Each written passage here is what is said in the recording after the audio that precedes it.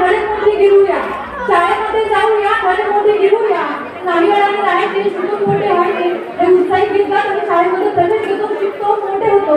आणि हे शिक्षण घेत असताना मला तुकोबारायांची उमेद होते.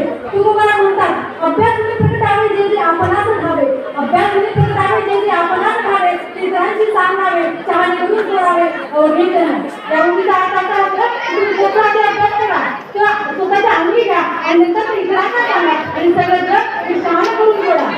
यापुढे जाऊन मला सांगत होतं की शिक्षण गावात येतात आणि मानवी समाजात काय करते आणि बोलतात शिक्षण वर्तमान परिवर्तन म्हणजे शिक्षण आणि या शिक्षण प्रणालीचे परिवर्तन म्हणजे धोरण आणि हे धोरण फक्त एकूण शिक्षण विद्यार्थी काढू शकतो आणि त्याला पुढे घेऊ शकतो, त्यात बदल करू शकतो, त्या विकासाच्या मार्गावरती पोहोचू शकतो. पण केव्हा आणि तोच विषय घेऊन आले. नमस्कार, डॉक्टर जवाहर महाविद्यालयाचे विद्यार्थी संजीवनी घेता आपण विषय मांडते वर्गातील वाढती अनुपस्थिती विद्यार्थ्यांच्या सर्वांगीण विकासाला मारण आहे. तर मला असं म्हणावं वाटतं की विद्यार्थ्यांचा विकास जर करायचा असेल, विद्यार्थ्यांचा विकास जर करायचा असेल, त्याला जर उंचीवर न्यायचा असेल विद्यार्थी विभागात बसला पाहिजे. आणि यावर मला म्हणत होते वाळूचे करण करता, वाळूचे करण करता केली करेल, परंतु जर वाळूच नसेल तर ते गळणार कुठून. यापुढे जाऊन संशोधनात असे दिसून आले की जर एखादा शालेय विद्यार्थी त्याच्या शालेय जीवनापेक्षा 10% कमी वेळ शाळेत जातो तर त्याचा सर्वांगीण विकास धोका ठरू शकतो. हे देखील एक मुख्य कारण आहे. आणि या यावर समजते की विद्यार्थ्यांची उपस्थिती किती महत्त्वपूर्ण आहे. आणि या पुढे जाऊन मला सांगावं वाटतं की जर विद्यार्थी त्याच्या प्राथमिक शाळेमध्ये महत्त्वाचे टप्पे चुकवतो तर त्याच्या प्राथमिक शाळेमध्ये तो त्याचे महत्त्वाचे टप्पे चुकवतो तर त्याच्या शैक्षणिक वाटचालीमध्ये धोका ठरू शकतो. अरे मुलीच असतात, मुलेच असतात तर शाळेत न जायची सवय काढणे आता मागचा मोठा याचा एक भाग आहे. शाळा हरवल्याने लोकसंख्येच्या सामाजिक आर्थिक याच्यामध्ये खूप मोठा बरेपणे चाललेला आहे. आणि आजकालचा विद्यार्थी तर वर्गातच नाही गेला तर त्याचा विकास कुठून होणार हे मला इथे सांगावंच वाटतं.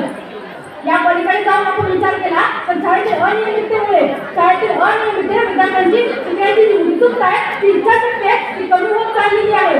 आणि जर विद्यार्थ्यांची शिकण्याची उत्सुकता जर कमी झाली तर विद्यार्थी पुढे घडणार कसा, विद्यार्थी सुशिक्षित होणार कसा हे मला सांगावंच वाटतं. आणि यानंतर आपण पुढे जाऊन जर विचार केला तर आजकालचा विद्यार्थी फक्त घरी बसून ऑनलाईन स्टडी करत आहे, त्याला घर बसल्या शिक्षण मिळत आहे. मला ही घरची पद्धत मला मागची आठवण अशी आहे की आधीच्या काळामध्ये गुरुकुल पद्धत होती आणि गुरुकुल पद्धतीमध्ये शिक्षक गुरु हा विद्यार्थ्याला प्रत्यक्ष ज्ञान देत होता. आणि आजकालच्या पद्धतीमध्ये मला जी गरज नाही की विद्यार्थ्याचा सर्वांगीण विकास आहे तो मात्र मला दिसून येत नाहीये. कारण आधी होती गुरुकुल पद्धत आणि आता झाली घरकुल पद्धत. आणि या घरकुल पद्धतीमध्ये आमचे विद्यार्थी बटाटे जमिनीच्या खाली लागतात की बटाटे जमिनीच्या वर लागतात हेच विसरून गेले. आणि हे ज्ञान जर पाहिजे असेल तर हे ज्ञान पाहिजे असेल तर वर्गात बसणं गरजेचं आहे. आणि विद्यार्थी वर्गात बसला तर नक्कीच तो शिकेल मोठा होईल. पुढे जाऊन मला सांगावंच वाटतं की जर आजकालचा विद्यार्थी फक्त पुस्तकी ज्ञानात गुंतून चाललेला आहे, फक्त त्या मोबाईलच्या आहारी गेलेला आहे, परंतु जर हाच विद्यार्थी मला उद्या चालून समाजात वावरताना दिसेल तर आज मला काळजी वाटते त्या विद्यार्थ्यांची की जर हा विद्यार्थी उद्या समाजात जाईल तर त्याचा व्यवहारिक ज्ञानामध्ये कसा दृष्टिकोन असेल हे गरज वाटते. आता तरी जागे व्हा उचला पाऊल योग्य दिशेला, आता तरी जागे व्हा उचला पाऊल योग्य दिशेला. वर्गात बसा नियमित सखोल ज्ञान अर्जित करायला.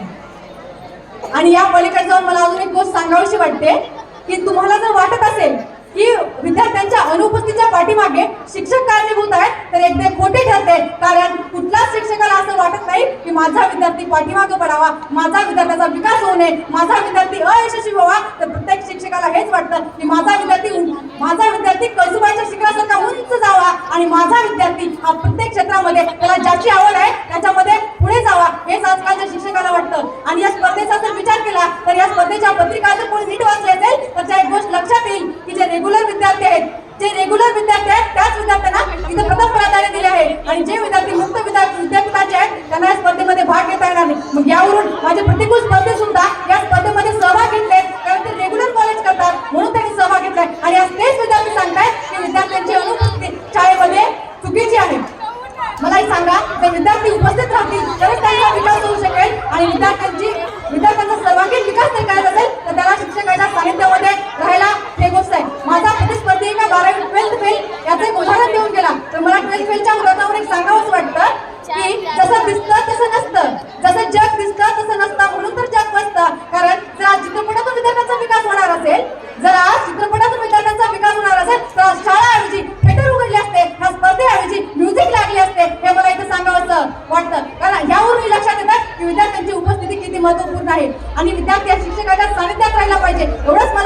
आणि यावरून रेग्युलर करणारा विद्यार्थी आणि अनरेग्युलर करणारा विद्यार्थी या दोघांमधला संवाद मी माझ्या कवितेतून व्यक्त करते. विसरला तो काळा फळा, विसरला तो काळा फळा, विसरून गेलो माझ्या गुरुचा लळा. विसरला तो काळा फळा, विसरून गेलो माझ्या गुरुचा लळा. वर्गातला एक डेक्स, वर्गातला एक डेक्स, एक मित्र डब्याच्या सोबतीचा साथ गेला. वर्गातला एक डेक्स, एक मित्र डब्याच्या सोबतीचा साथ गेला. ऑनलाईन जमान्याचा योग आला, ऑनलाईन जमान्याचा योग आला. आणि मी मोबाईलच्या आहारी गेलो. मित्र भेटले ऑनलाईन, गुरु भेटले ऑनलाईन, मित्र भेटले ऑनलाईन. मज्जा वाटली हे सर्व होताना, अरे मज्जा वाटली हे सर्व होताना.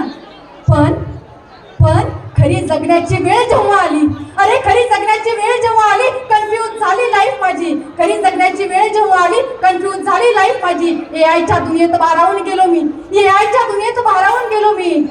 मनातल्या डाऊटचा प्रश्न इंटरव्ह्यूला आला, मनातल्या डाऊटचा प्रश्न इंटरव्ह्यूला आला.